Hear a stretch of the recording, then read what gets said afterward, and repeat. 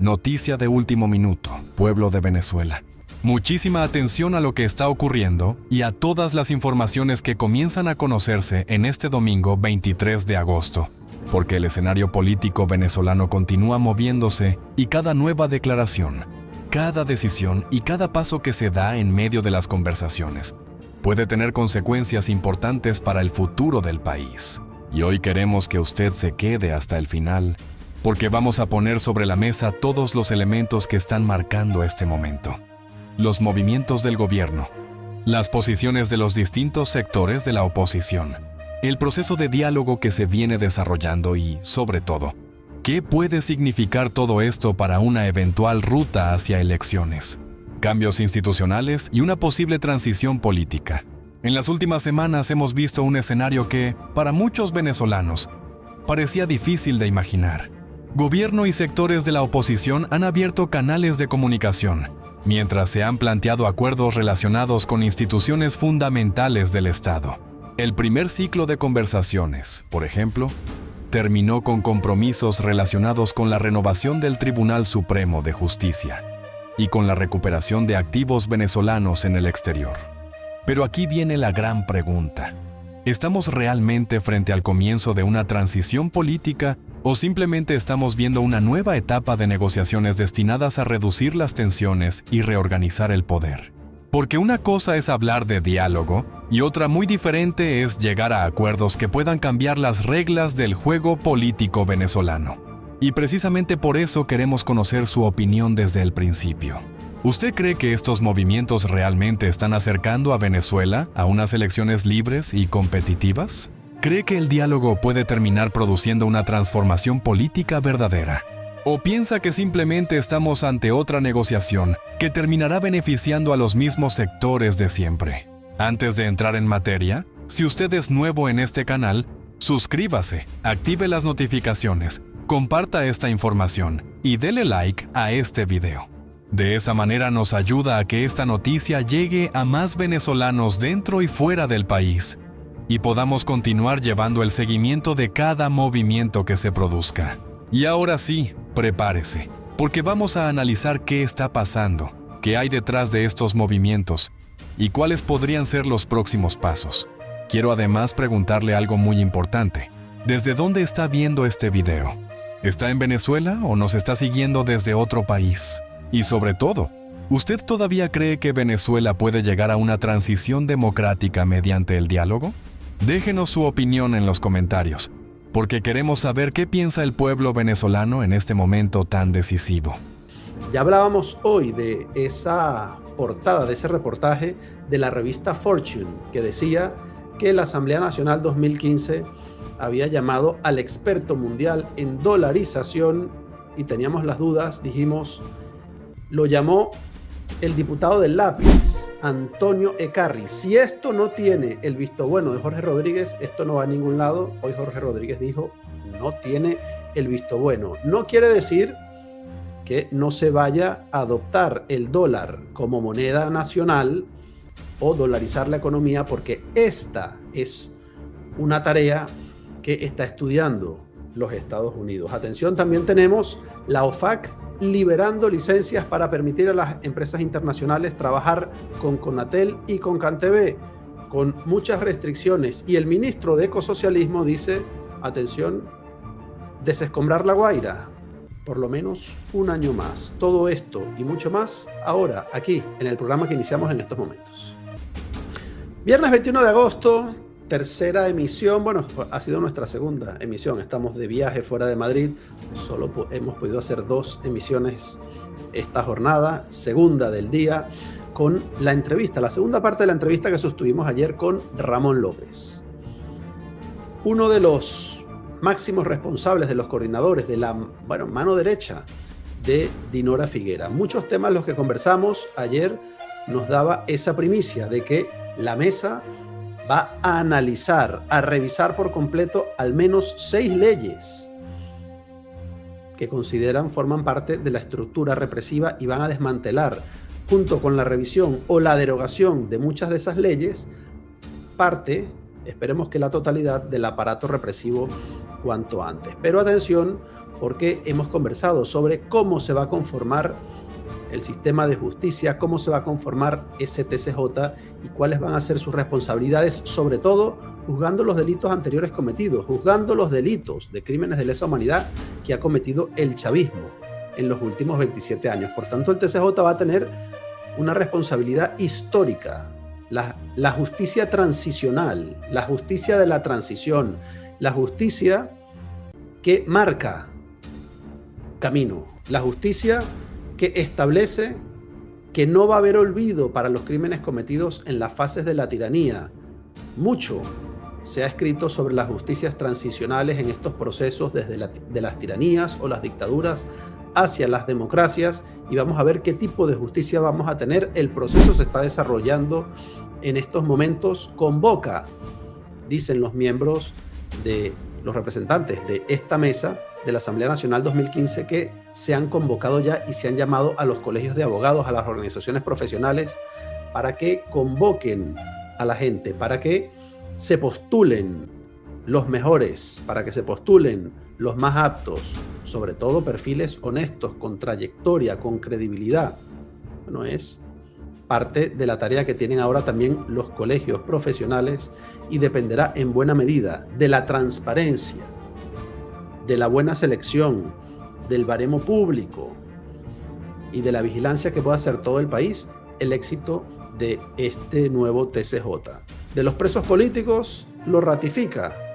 Estados Unidos está gestionando directamente y está revisando de primera mano la salida de los presos políticos en el país. Y no es un asunto que se esté negociando, y no es un asunto que se esté intercambiando, como si fuese precisamente intercambio de barajitas o de cromos en esta mesa de la tercera fase. No van a ser canjeables los presos políticos y se espera que todos, absolutamente todos, salgan en libertad. Con ustedes, esta segunda parte de la entrevista que sostuvimos ayer con Ramón López, mano derecha de Dinora Figuera, hombre importante en esta mesa de la tercera fase.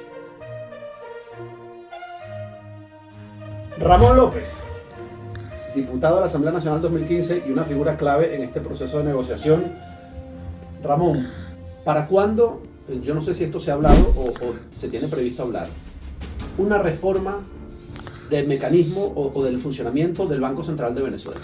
Mira, no se ha hablado, pero pudiese entrar en los temas. No hay temas cerrados. Hay solo algunos temas acordados porque nos parecieron que eran prioritarios. Y esos temas preacordados para discutirlos en agenda solo se alteró en la atención del terremoto. Que se incorporó a la agenda. Ya había acuerdos frente a hablar sobre el Poder Judicial, ya había acuerdos para hablar del Poder Electoral, ya había acuerdos para hablar de las garantías ciudadanas y políticas, había acuerdos para la libertad de expresión y había acuerdos sobre la ley de partidos políticos. Esos eran los puntos de agendas prioritarios que habíamos acordado entre los dos sectores del país. Ahora, ocurrió el terremoto el 24 de junio. La tragedia más grande que le ha ocurrido al pueblo venezolano. Y si ocurrió, la misión de un dirigente político es no ponerse de un lado. Es atender eso. Porque hay gente que puede decir, bueno, es que ustedes no fueron a eso, en las elecciones ya. ¿Y tú eres venezolano para qué? Para pura elección, ¿tú eres venezolano para qué? Para puro garantizar los derechos ciudadanos y políticos, pero parte de los derechos ciudadanos y políticos es querer a tu país. Es querer a los venezolanos. Y nosotros teníamos que atender eso y saber qué es lo que está haciendo el gobierno encargado frente a eso.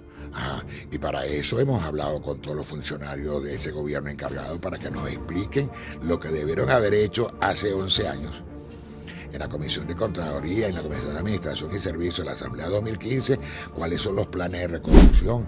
Y esos planes de reconstrucción van a estar supervisados por nosotros. Nosotros no queremos ecogobierno, nosotros no queremos ecogobierno del gobierno de Delcy Rodríguez. Nosotros queremos ser vigilantes de que las cosas se den.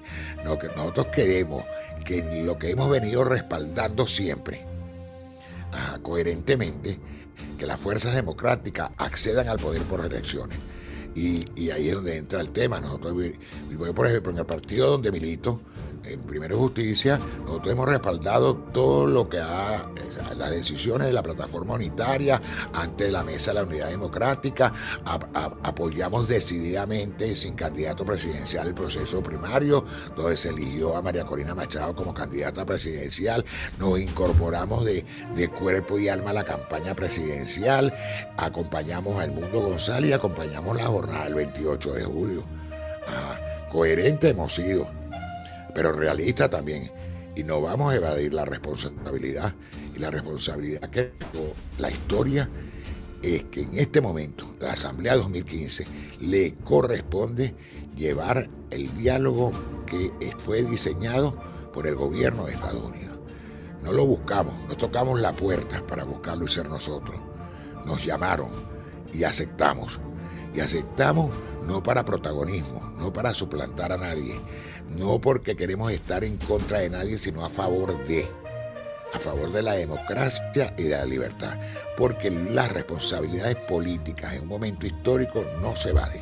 Para que quede claro, Estados Unidos los llama a ustedes y decide que ustedes iban a ser los representantes del sector democrático en esta mesa. Exactamente. Porque diseñan un plan institucional a donde estuvieran parte de la comisión delegada, que es la comisión permanente que hace posible que esta Asamblea 2015 exista. Esta Asamblea 2015 ha existido durante estos últimos años y ha existido con tesón, con campañas de descalificaciones, con todo lo que han querido decir, pero hemos podido proteger los dos propósitos necesarios para que los fuimos prorrogados, que era la protección de los activos venezolanos y construir y ser útiles en construir un camino hacia la democracia. Y parte de ese objetivo que está en el Estatuto de Transición lo estamos cumpliendo en este momento. Y los activos existen ahora porque existía la Asamblea 2015. Aquí se está hablando de oro. Aquí se está hablando de oro porque existía la Asamblea 2015. Porque si no, no se estuviese hablando de oro. Nadie sabe qué hubiese sido de ese oro si hubiese estado en manos del régimen. Entonces nosotros preservamos esos activos y ahora nos toca la responsabilidad de construir el camino democrático. Es cierto, Ramón, hablando del oro, de que ese oro va a ser gestionado directamente por la Reserva Federal y va a haber controles similares a los que aplica Estados Unidos al dinero procedente del petróleo de Venezuela. Eso va a ser un proceso súper transparente. Eso va a ser un proceso súper transparente, supervisado por el gobierno de Estados Unidos, también con firmas privadas de auditoría. Ahí tiene que haber tranquilidad. Lógicamente, el gobierno encargado va a operar en cuanto a la realización de esos proyectos, pero las erogaciones van a ser controladas. Tampoco eso es de un día a otro, ¿no? No es que porque la semana pasada se acordó utilizar los recursos que da el oro depositado en el Banco de Inglaterra, ya se tiene mañana. Hay un proceso administrativo que no es tan rápido, que se está aligerando, porque hay una cuestión que es muy importante, ¿no? Y que existe, que hay afectados en la tragedia. Hay miles y miles de venezolanos afectados en la tragedia. Nosotros fuimos a La Guaira y fuimos a La Guaira como normales. No quisimos ir en misión oficial de las delegaciones en conjunto, no quisimos ir protegidos por nadie, sino que nos llevó una voluntaria amiga de uno de los diputados, de Jorge Millán, y fuimos a La Guaira como 3 venezolanos más. Y el nivel de la tragedia no se puede describir.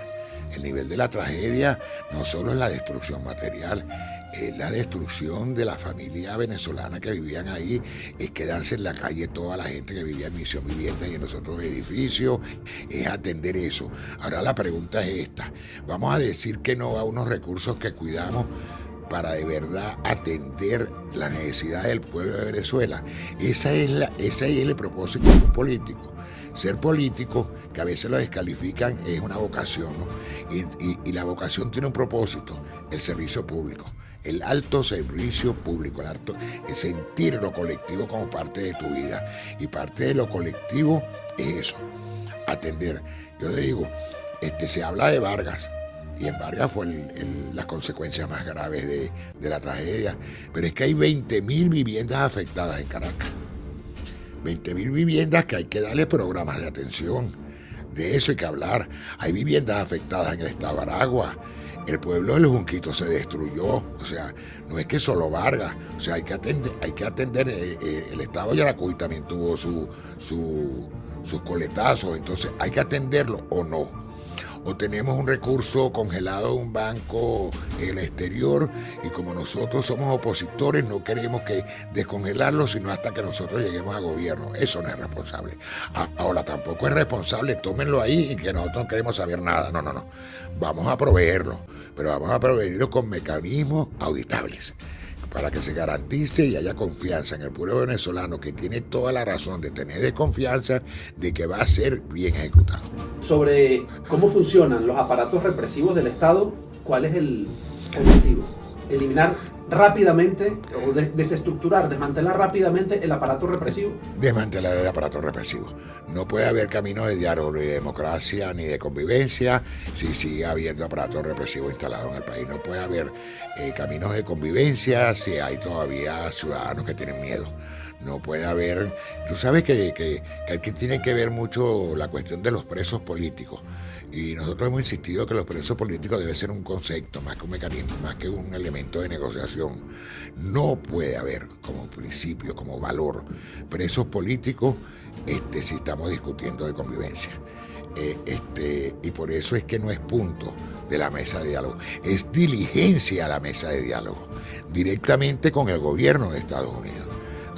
Eso no se negocia. Pero no se negocia. No queremos que nos den 10 para revisar una ley. No queremos que nos den 20 más para revisar la ley de Policía Nacional. No queremos que nos den 20 más para nombrar miembros del comité de postulaciones. Eso no está planteado en esos términos. Se lo digo, los presos políticos no son canjes. Es un concepto, es un principio. Y nosotros hemos venido insistiendo en conversaciones con el acompañamiento del gobierno de Estados Unidos de su liberación. 131 se dieron la orden de liberación la semana pasada. Hay gente que dice, no son liberaciones totales, son medidas cautelares. Y yo me pregunto, ¿está bien? Pero cuando haya el nuevo Tribunal Supremo de Justicia no se le dará la libertad plena. Y no hubo alegría, no solo en las 131 familias, sino en el pueblo venezolano porque se liberaron 131. Y no hubo alegría en sus compañeros de trabajo, en sus compañeros de estudio, en el barrio, en la urbanización donde hubo. También hay que ver el lado humano de la política, ¿no?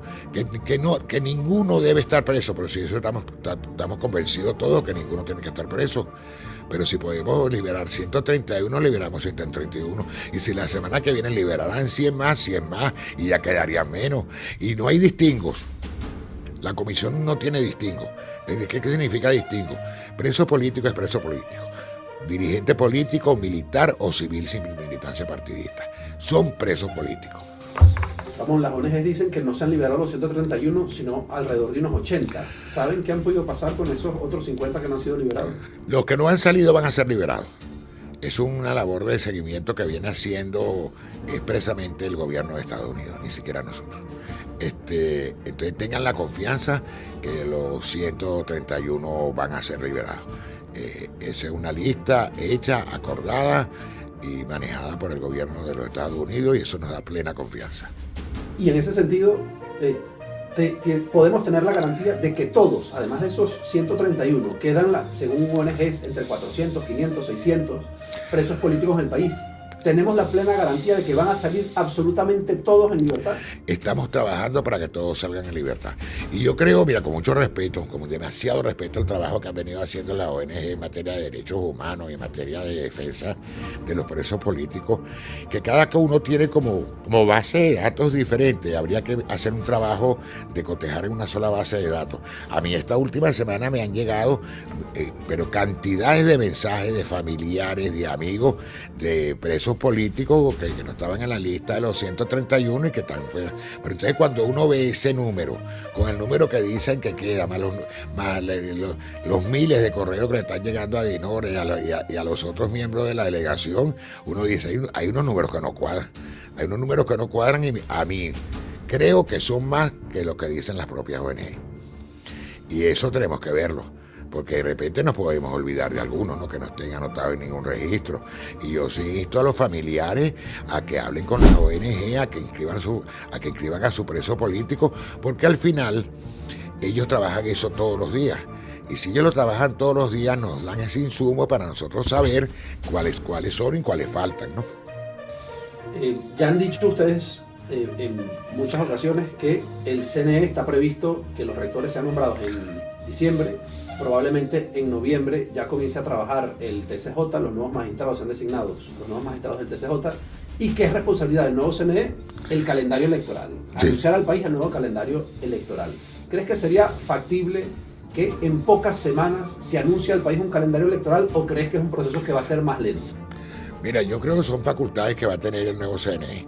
Nosotros podemos orientar como comisión negociadora y aconsejar a los nuevos rectores en cuanto a reglamento, en cuanto a cronogramas, pero no podemos invadirles su responsabilidad ni su competencia, porque creo que nos estaríamos pareciendo a lo que ha pasado en el país en los últimos años. No puede haber un poder detrás del otro poder. Tiene que haber un poder independiente. Y lo que sí puedo garantizarle al país que cuando se nombre el nuevo poder electoral va a ser un poder electoral absolutamente confiable para todos. La gente dice, pero ¿tienen nombre? No tienen nombre. Es que en Venezuela hay miles de nombres que pueden ser. Y todos van a tener la oportunidad en un proceso que cuente con altísima credibilidad de inscribirse para optar ser rectores principales o suplentes del nuevo poder electoral.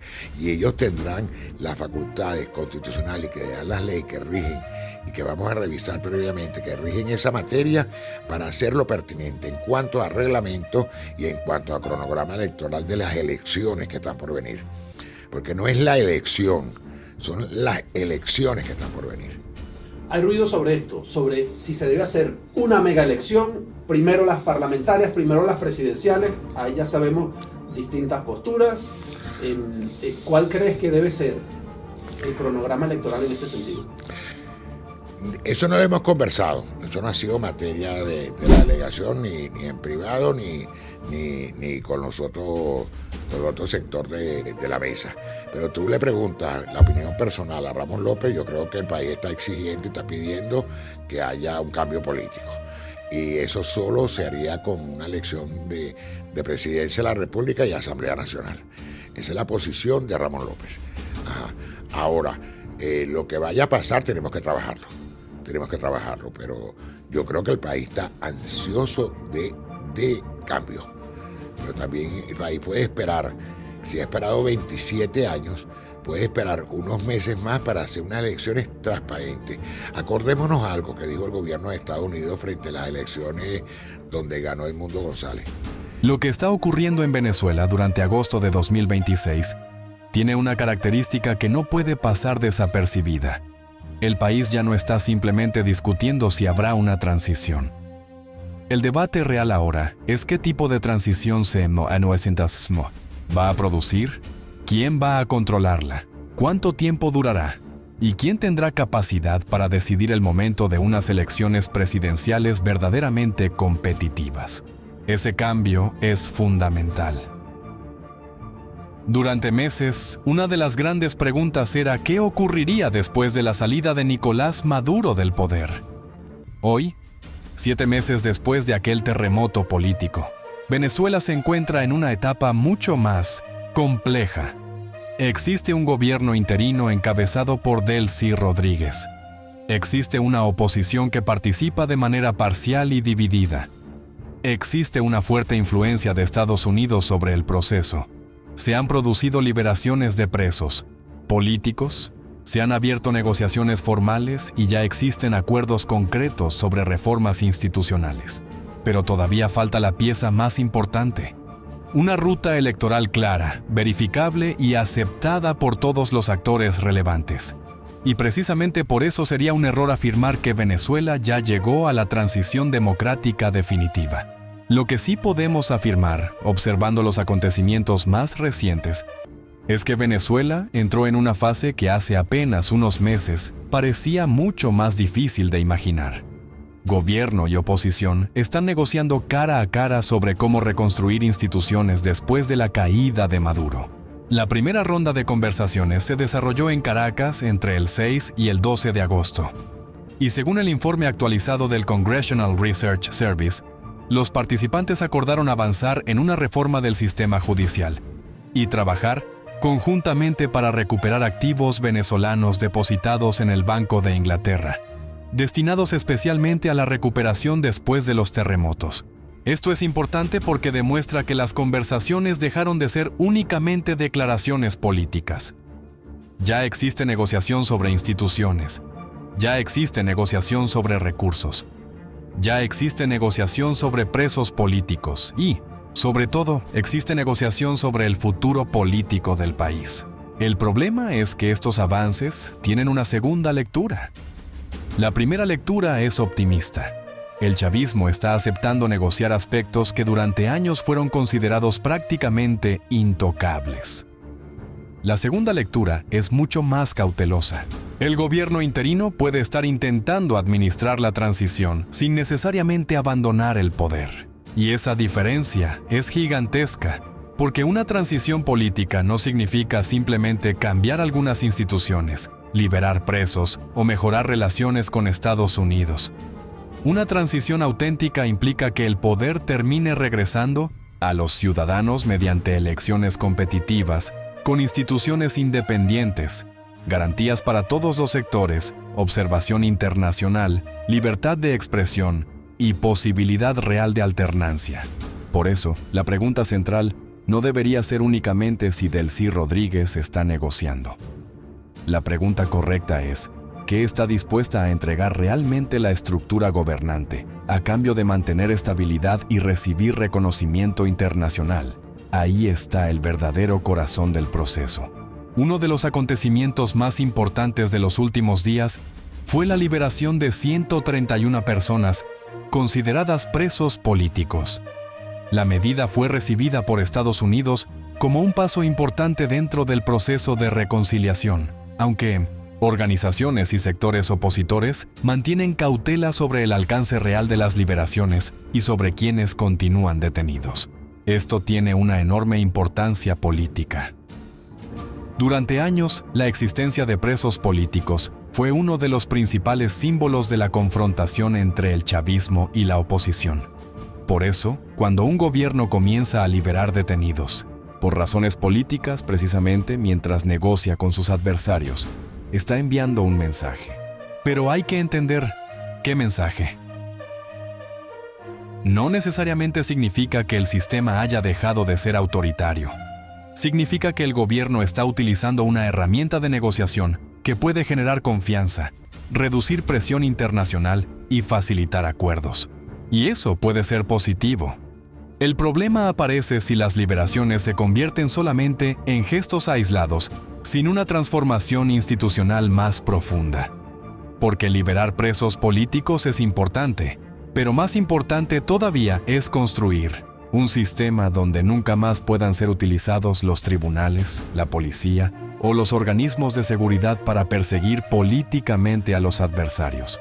Por eso el acuerdo sobre la reforma judicial puede ser incluso más importante que las propias liberaciones.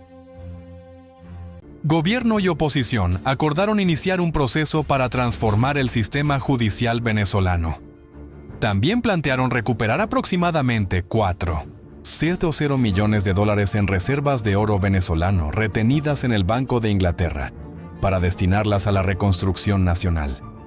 Aquí aparece otro elemento fundamental: el dinero. Porque Venezuela no solamente necesita una transición política, necesita reconstruir una economía devastada durante años de crisis, corrupción, mala administración y colapso institucional. Y los terremotos recientes aumentaron todavía más la presión. La recuperación de esos recursos puede convertirse en uno de los primeros grandes acuerdos entre sectores que durante años estuvieron enfrentados. Pero también puede convertirse en una prueba de confianza. Si el gobierno y la oposición consiguen administrar conjuntamente recursos destinados a la reconstrucción, estaremos ante una señal mucho más profunda que una simple fotografía de una mesa de negociación. Significaría que ambos sectores están comenzando a aceptar que el país necesita mecanismos compartidos de administración y supervisión. Eso sí sería un paso hacia una transición. Ahora bien, hay un elemento que genera una enorme incertidumbre. María Corina Machado no participa directamente en estas conversaciones. La dirigente opositora y Edmundo González anunciaron previamente que su sector no participaría en las negociaciones, aunque tampoco impediría que el proceso avanzara. El propio informe del Congressional Research Service señala que Machado quedó fuera de las conversaciones y que existen condiciones que todavía deben cumplirse antes de considerar su regreso a Venezuela. Esto representa uno de los mayores obstáculos, porque una negociación que pretende reconstruir el sistema político venezolano necesita una representación suficientemente amplia de la oposición. Si una parte significativa de la oposición considera que la negociación no representa la voluntad expresada por millones de venezolanos, cualquier acuerdo puede nacer con un problema de legitimidad. Y aquí aparece una paradoja. Estados Unidos parece querer una negociación práctica, rápida y capaz de producir resultados. Pero una negociación demasiado rápida puede terminar dejando fuera a actores fundamentales, y una negociación demasiado amplia puede convertirse nuevamente en un proceso interminable. Ese equilibrio será decisivo. La experiencia venezolana demuestra que negociar por negociar no garantiza una transición. Venezuela ya ha vivido diálogos en Oslo, Barbados, México y otros escenarios. Muchas veces esos procesos terminaron produciendo acuerdos parciales, pero no resolvieron la crisis estructural. Por eso la gran diferencia esta vez es el nivel de presión internacional. La situación actual no es comparable con las negociaciones anteriores.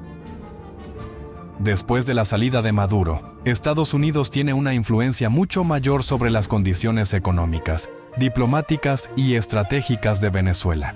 El Atlantic Council ha señalado precisamente que Washington posee ahora una capacidad de influencia considerablemente mayor sobre Caracas que en negociaciones anteriores. Eso cambia completamente el cálculo. El gobierno de Delcy Rodríguez necesita mantener acceso a mercados internacionales, inversiones y capacidad para recuperar la economía. Y Venezuela necesita capital. Necesita tecnología. Necesita inversión petrolera. Necesita reconstruir infraestructura. Necesita recuperar confianza financiera. Por eso la relación con Estados Unidos se ha convertido en una de las piezas centrales del proceso. Durante este año, Washington levantó las sanciones que pesaban directamente sobre Delcy Rodríguez, abriendo la puerta a una normalización mayor de las relaciones y a nuevas operaciones económicas. Reuters informó en abril que Estados Unidos retiró a Rodríguez de su lista de sanciones. Esto también tiene una doble lectura. Desde el punto de vista estadounidense, puede interpretarse como una recompensa por la cooperación y como una forma de incentivar nuevos pasos. Desde el punto de vista del gobierno venezolano, representa una oportunidad para recuperar acceso a capital, inversión y relaciones internacionales. Pero también demuestra que Washington no está buscando necesariamente una ruptura inmediata con Delcy Rodríguez, y esto es crucial para comprender el momento actual. Si Estados Unidos quisiera simplemente sacar al gobierno interino del poder, de manera inmediata, no estaría necesariamente construyendo un proceso gradual de negociación institucional.